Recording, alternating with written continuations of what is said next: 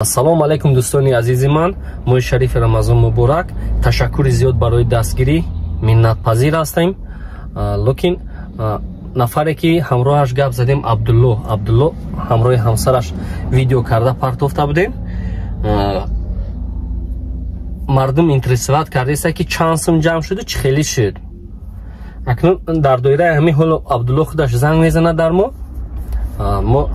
ҳамин ҳисоботи шакли пурра барои шумо пешниҳод месозем. Ассалому алайкум. Салом алайкум. Акай Абдулло чӣ хеле? Худоя саломат, хуб акай ҳолу? О, алҳамдулилло. Худу чӣ ҳол дорӣ? Корот хуб аст? Неша, алҳамдулилло, ҳама хуб аст. Акай Абдулло, ба ҳамин мардуме ки тува ёрдам карду кӯмак кард чӣ гуфтанӣ ҳастӣ? Ay Xudoyon barakat, Xudoyon niyatini niyat bo'ladi. Hol namoz yumana duo qildim, Xudoyon sarmodan bo'lsa, Xudoyon xayr qilsin. Xudoyon barakat bersin. Salomat bosh aka Abdullo. Chand somon jam shud дар картай ту то ҳозир айна ҳозир ҳамин соат чанда aka Abdullo? Soat 2:24 امروز روزی جمعه هسته، 22 مارت هسته. چند سومون در کارتای تو جمع شد؟ 19,800 سومون. 19,000 سومون؟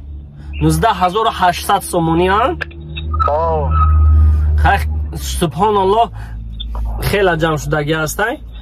این هم میتواند که یک مدت زیاد برای خوراکه و پوشاکه و اجاره پلی شما باشد. لکه اکای عبدالله بعضا نفرها در کامنتر نوشتند که گویا همین پول مانده اومده است. همین گپ راست است؟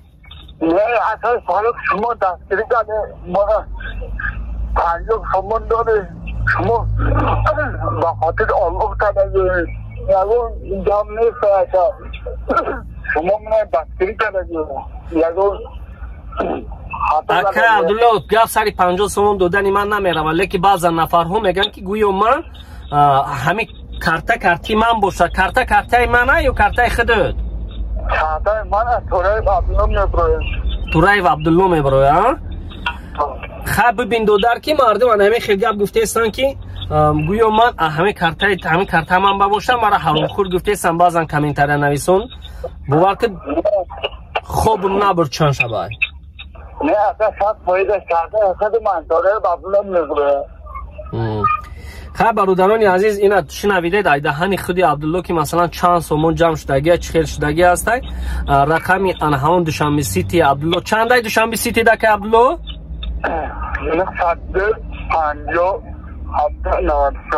902 50 17 96 هسته. باز میتونه که اگر که دلتون بکشد یاردم کنید، برای که به نهایت میبینم چهرهش خیلی خنده آور شده که خیلی خرسان شده که هسته.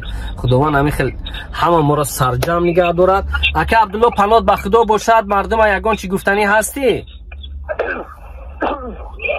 خداوند برکت ده، خداوند خواهد شد این یاد دستگیری کنم. آمین همون قوته خلاص شد یاد دستگیری کنم. سرپانان که نخی شما حقی غریب بچه خداوند مادر حقاره دو میکنم.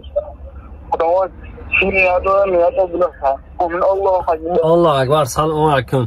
خود برادران عزیز دیدن که یگان سومون من با آمدگی نیست، یگان سومون من گرفتگی نیستم. والله قسم ای همین سمی که جمع شدگی هسته عبدالله را من داژ نگفتیم که مرا یگان سومون تی همین خیلی هسته عبدالله. بله آقا بله. من تو حضور خدا شاهد نگفتم عبدالله را که مرا یگان سومون تی یگان سومون هم گرفتنی نیستم.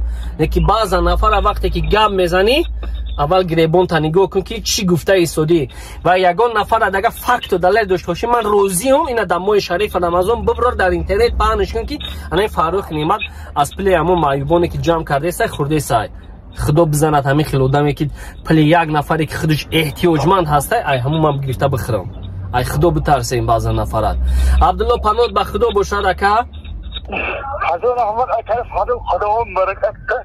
خداوند چی نیاد داره نیاد برس آنکه دو معرفت خوشند دادی شما خداوند راضی باشند. آمین الله اکبر. خدا نگهبان رکه عبدالله. سلامت اگر برادران عزیز این بود که ما تماس گرفتیم با اکای عبدالله. پس خودتون خلاصه کنید به یک فکر بیاین، بدونین که مثلا من یگان تینی یگان کس نگرفتم، گرفتنی هم نیستم، خدا شاهد است. چیزی بود از روی صدق و صفا، از روی اخلاص، از روی یک محبتی خاصه بود، خدا شاهد است. من گرفتنی نیستم. من اگر حرام میخوردم میدونستم چیکار کردم، لیکن خداوند مرا عقل سالم داده، دست و پا داده، حالت جسمانی خوب داده. من مهنت میکنم، من همین دستم همین عقلم من ندارم، از پل یگان کسی دیگر نه. به این خاطر پیش از اونی که گپ میزنید در همین ماه شریف رمضان دل یک نفر میشکنین، فکر بکنین. میتونستم یگان گپی بیزه بگم لیکن نگفتم. به خاطر چی نگفتم؟ به اون خاطر که شما مادری منه، همسری منه، اهل و عائله منه، خودی منه، پدری منه، هر گپ گفتین بعضا نفرت، لیکن من نگفتم. برای ماه شریف رمضان گپی بد گفتنش دو کار دو است. اگر بین زبان و عقل یک مسافه وجود دارد، اگر که انسانیت عقلش از دست داد، زبانش هر گپ رو میگوید. با فکرم جوابی درست گرفتین.